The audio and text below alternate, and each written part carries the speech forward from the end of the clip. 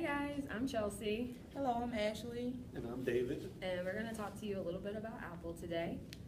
Apple began in April 1st, 1976 by Steve Jobs, Steve Wozniak, and the lesser known Ronald Wayne. Ronald Wayne actually left the company about a year after they started it, but he is credited with creating Apple's first logo, which is the one that came before the bitten apple that you see today. Driven by its core and slogan, to think differently, Apple began with the idea of bringing a computer to every person's home office. But now Apple has nearly 80,000 employees and a variety of products for your office, your home, and everywhere you go. Some of those products include the iPhone, the iPad, the MacBook, and even Apple Music. The secrecy and silos of Apple is that it makes a groundbreaking, drool-worthy stuff that whips trend-setting techies into frenzies.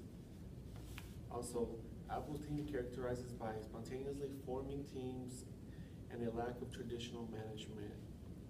The secrecy to the company is it's famous for which it works in small teams on the same assignment without much knowledge of what peer groups are doing, which you compete against different teams, and whoever has the better ideas or products gets to move on and advance to whichever stage goes after that. And Alan Breitzman founded the Apple Special Education Office so that it can help make Apple products accessible for people with disabilities. Every product designed at Apple is graded on a report card according to a 64 common obstacle users face. And the no career path here refers to that Apple motivates its employees in a traditional way, like robust benefits, great salaries, but also places a special emphasis on stock options, even for the retail workers. Apple uses a DIY approach to climb the corporate ladder because the career paths and automatic advancements can stifle creativity. Firing was the best thing that ever happened to Steve Jobs. Steve Jobs was a great visionary, but not a great businessman. He demanded so much from the people who worked for him that was a part of his greatness. But that drove the Apple board to side with the CEO with removing Jobs from his command of Macintosh Group in spring 1985, which led Jobs to leave Apple at 30 years old.